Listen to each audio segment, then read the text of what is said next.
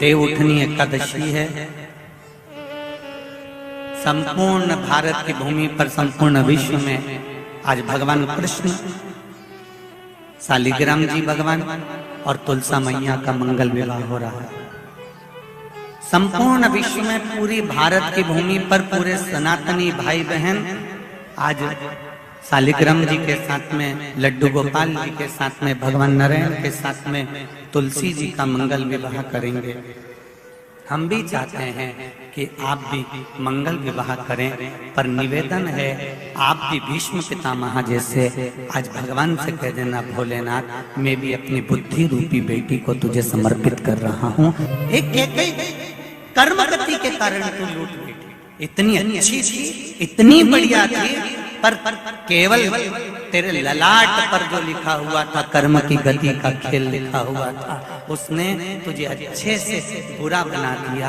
मेरा निवेदन भीकन गांव की इस पावन धरा से, घर घर में चल रही शिव महापुराण से, आस्था चैनल फेसबुक पे सुन रहे सारी बहू बेटियां और माताओं से कि ना सास बुरी होती है ना बहू बुरी होती है। सास नहीं चाहती कि मैं कोई अपशब्द बोलूं, वही बहू भी नहीं चाहती कि कोई अपशब्द बोलूं, पर ललाट पर जब कर्म गति उल्टी पड़ती है तो अपने आप जिह्वा से अपशब्द निकलवा ही देती है। यह कर्म गति। अब ऐसे समय पर क्या करोगे आप?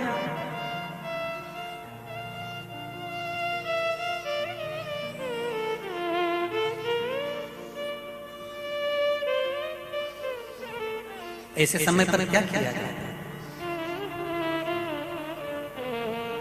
कार्तिक महीने में 2 वस्त्र की महत्वता होती है। ध्यान लगाना जरा, जितनी भी माताएं बैठी हैं, चाहे वो सासू माँ हो चाहे बहुएं हो, बेटियां भी कभी ना कभी बहू बनेंगी और आप भी कभी ना कभी सास बनेंगे, स्मरण रखें। कार्तिक महीने में 2 वस्त्र का विधान है, एक पीले कलर का वस्त्र और एक लाल कलर का वस्त्र। एक पीला वस्त्र है, एक लाल वस्त्र।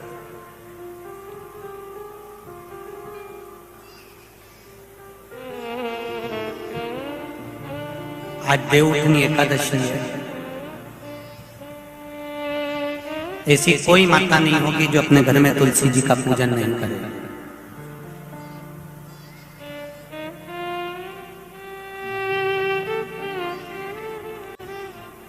घर की मां यदि आज देवउठनी एकादशी के दिन लाल वस्त्र, बैकुंठ, वैसे तो 25 का महत्व बताया गया है स्कंद पुराण में, जो 5 दिन पीछे के होते हैं।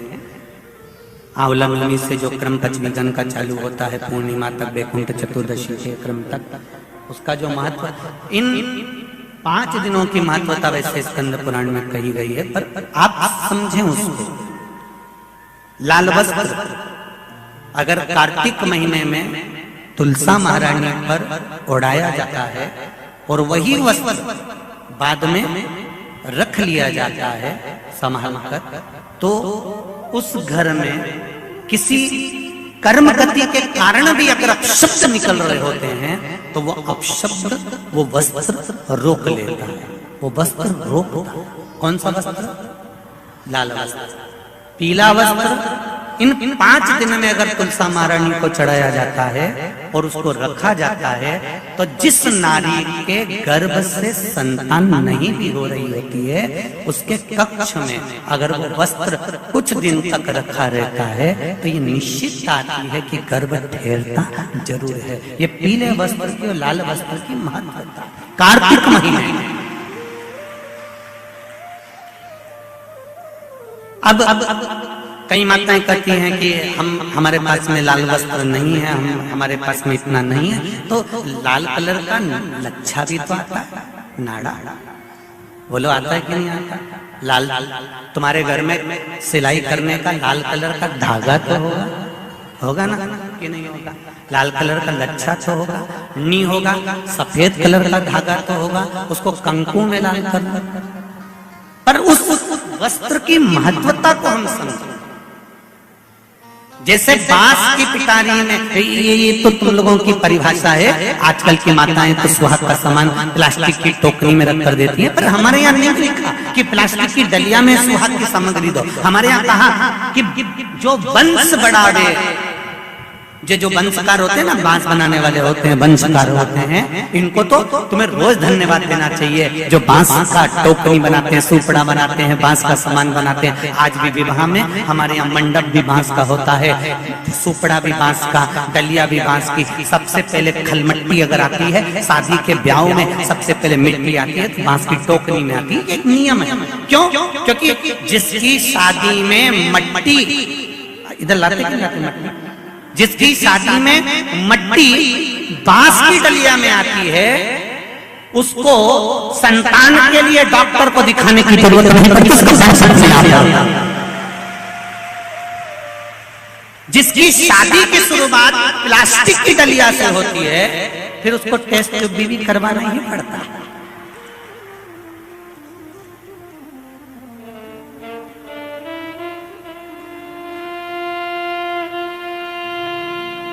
ये कुछ हमारे शास्त्रों के नियम है। अब आप उसको समझो ना समझो, चाहे उसके ऊपर हंसो, चाहे कुछ भी कहो।